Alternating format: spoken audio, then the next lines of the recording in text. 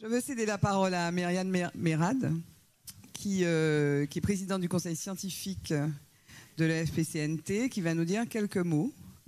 Elle aussi, après avoir assisté à tous ces échanges et après avoir entendu le professeur Safache.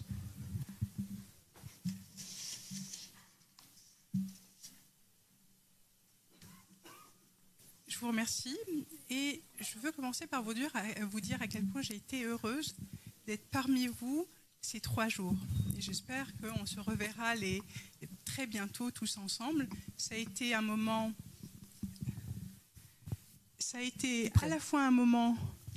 à la fois un moment de construction et de co-construction, de partage, mais aussi un moment convivial où on a appris à se connaître et se situer pour continuer la collaboration ensemble. Plein de choses ont été dites et je ne reviendrai pas sur cette excellente synthèse et ces défis qui viennent d'être posés.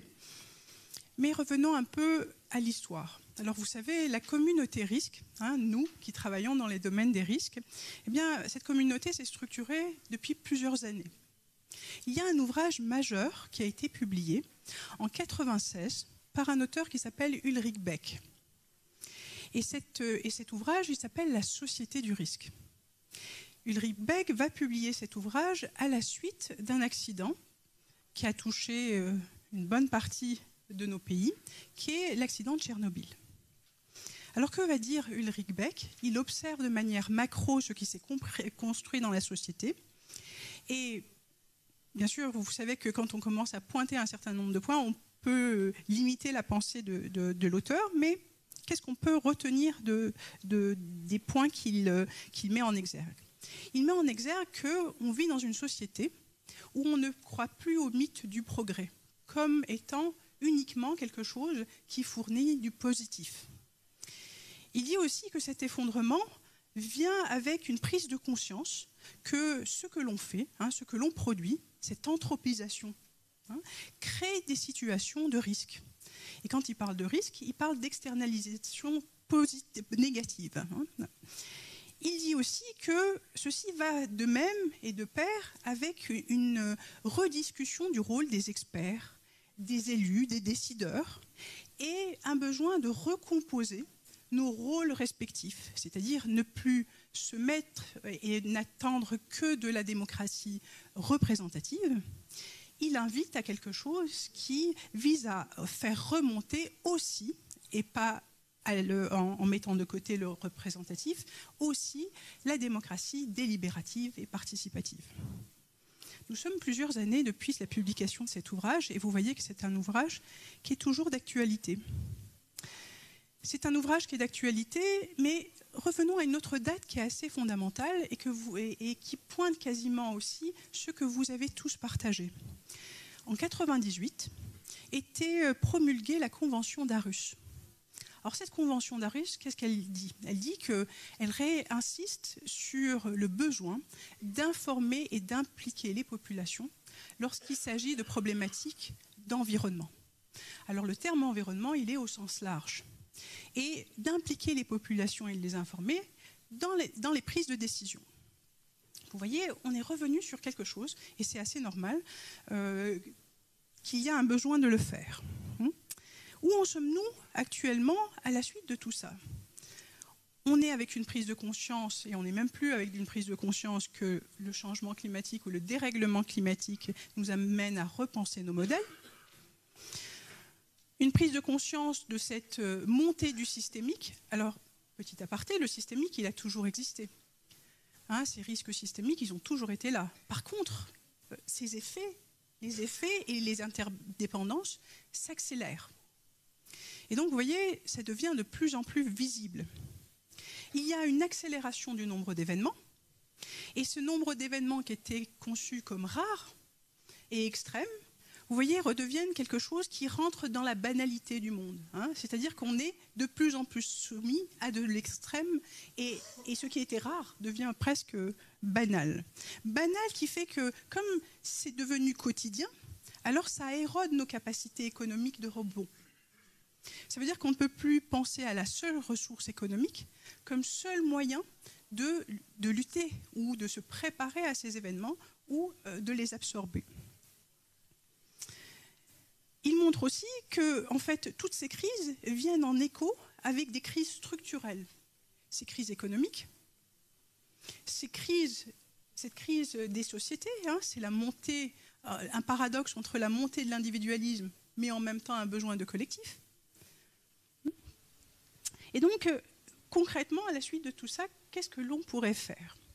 Alors, en termes très opérationnels ou de manière ou en termes de recherche, et là aussi, qu'est-ce qu'il y a? Nous avons des politiques publiques, des plans d'action.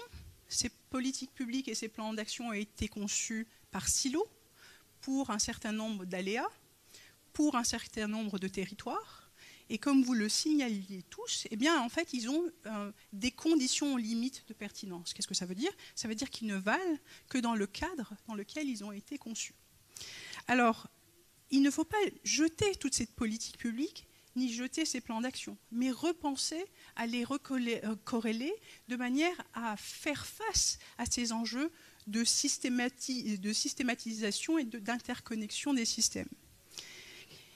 Et là aussi, ne pas céder à l'illusion que parce que quelques plans sont efficaces, alors la somme de l'efficacité des parties serait l'efficacité du tout, et inversement. Vous voyez, il y a une réarticulation à avoir dans tous ces systèmes, qui veut dire pratiquement, en termes d'évaluation, qu'il va y avoir pas mal de choses à revoir, à la fois en matière d'organisation des services de l'État, de l'organisation des corps disciplinaires scientifiques, de la manière avec laquelle on est inclus, nous, citoyens, puisque vous voyez, on joue un rôle dans la vie économique. Mais quand on revient à notre vie, on est tous citoyens. On n'est pas experts, on est citoyens et on a un savoir. Il faut aussi passer de la communication des risques à la gouvernance participative et délibérative. Alors, en quoi c'est important, cet élément-là? Vous savez que dans la théorie de la décision, il y a plusieurs champs. Alors, la théorie de la décision, elle travaille sur la manière avec laquelle les individus, les collectifs, les territoires, les grands groupes prennent leurs décisions. Alors, il y a, on va dire, 4 écoles de pensée. La première école de pensée dit la chose suivante. Pour savoir comment les gens décident, il faut voir comment, cognitivement, procéduralement ou socialement, ils prennent des décisions. Il faut voir les biais et leurs mécanismes de perception. Alors ça, c'est très important. Hein, effectivement, il faut le comprendre. Mais je ne sais pas si, comme moi, en fait, moi, par exemple, je peux savoir et avoir appris comment jouer au tennis. Ça ne veut pas dire que je vais bien jouer au tennis. Vous voyez, on peut analyser ma manière de voir le problème du tennis et donc des risques, vous voyez, mais ça ne va pas améliorer ma pratique. Donc il y a un gap entre comprendre et agir. Il y a une deuxième partie du courant qui dit en fait, OK, maintenant qu'on connaît les biais, ce qu'on peut faire, au lieu de s'arrêter à bien cibler les messages d'information sur les risques, eh bien, ce que l'on pourrait faire, c'est nudger. Alors, c'est quoi nudger? C'est que, par exemple, si je sais que si vous avez une pente ici et un escalier, je sais que vous allez prendre la pente au lieu de faire l'effort de prendre l'escalier. Par contre, si je m'amuse à mettre des petites touches de piano sur les marches, je peux être sûr que vous allez le prendre de manière ludique et une grande partie de la foule va prendre l'escalier. Nudger, ça veut dire essayer, au lieu d'attendre de comprendre les phénomènes, c'est d'accompagner les individus et les collectifs à suivre certaines tendances sans que ça soit pour eux un effort, plutôt un jeu. Il y a un troisième courant, toujours sur la participation et la délibération, qui est de dire que finalement, si on veut avoir une culture commune, une rationalité commune, eh bien, il faut passer à un partage des récits, de manière à passer des récits individuels à des récits collectifs. L'auteur de cette proposition s'appelle Jürgen Habermas, encore un Allemand, comme Ulrich Beck, mais ils sont intéressants, ces Allemands, des fois. Et il va dire finalement, qu'est-ce qui fait que les gens changent? C'est quand les uns et les autres ont l'impression d'avoir co-participé à un processus de construction d'une décision. Et pour finir, il y a un quatrième courant dans la décision qui vous dit oui, mais c'est très bien de co-construire les choses, mais ce qu'il faut faire, c'est donner aux gens la possibilité de monter en pouvoir. Qu'est-ce que ça veut dire? Ça veut dire donner aux gens, à leur niveau, la possibilité d'agir. Et finalement, c'est quoi la résilience? C'est de mettre les uns les autres dans leur capacité d'agir. Ne pas se sentir victime d'une situation, même si on a subi quelque chose, mais en capacité les uns les autres, sans que les uns les autres empiètent sur les périmètres respectifs des autres. Donc, redonner du pouvoir. Maintenant, vous voyez que nous avons un rapport à l'incertitude qui est de plus en plus important. On a l'impression que les choses nous échappent et on a l'impression que, effectivement, pour ceux qui sont dans les domaines aussi de recherche ou les domaines scientifiques, ils ont l'impression que leur protocole de recherche n'est pas encore prêt, leur dispositif n'est pas encore prêt et ils ne peuvent pas le partager avec les citoyens. C'est arrivé d'ailleurs dans l'atelier Sargasses, où on s'est dit, mais non, les dispositifs de mesure du H2S n'est pas encore prêt. Donc on ne peut pas encore le mettre à disposition des citoyens. Il faut d'abord qu'on ait de la recherche. Il y a une chose qui est très importante, c'est qu'il y a le temps de la science et il y a le temps de la décision. Si on avait toujours attendu que la science converge sur un sujet pour agir, on n'aurait jamais rien fait. Et donc il faut plutôt repenser aussi la manière avec laquelle on pourrait permettre à ces deux champs d'avancer en parallèle et ne pas attendre d'avoir toute l'information et la connaissance pour agir. Il est possible, au vu de l'état de la connaissance, au vu de l'état de l'information, de créer des modèles pour l'action, de manière à ce que certaines choses que l'on connaît, parce que dans l'incertain, il y a aussi des choses que l'on a en termes de connaissances. Dans l'incertain, eh bien, faire avec l'état des connaissances. Bien, revenons sur une dernière partie. Nous avons vu pendant ces 3 jours pas mal de choses qui étaient comment regarder la catastrophe et la résilience post-catastrophe. Dans les séquences, dans le langage des Nations Unies sur la prévention des risques de catastrophe, il y a une séquence qui se répète toujours. C'est la séquence éviter, réduire, compenser. Quand on est, vous savez, toujours dans le domaine des risques, il y a une chose qui dit que l'accidentel capte l'attention. L'aigu accidentel fait qu'on se concentre sur la catastrophe et après la catastrophe. C'est pour ça que pas mal de choses que l'on discute sont sur le réduire et sont sur le compenser, qui sont très importants. Et vous voyez, des fois, il nous faut remonter aux sources et à la genèse du problème pour voir ce que l'on peut éviter. Et vous avez été nombreux à pointer le besoin de regarder cette partie. Pour conclure, je dirais que je vais conclure avec deux petites citations.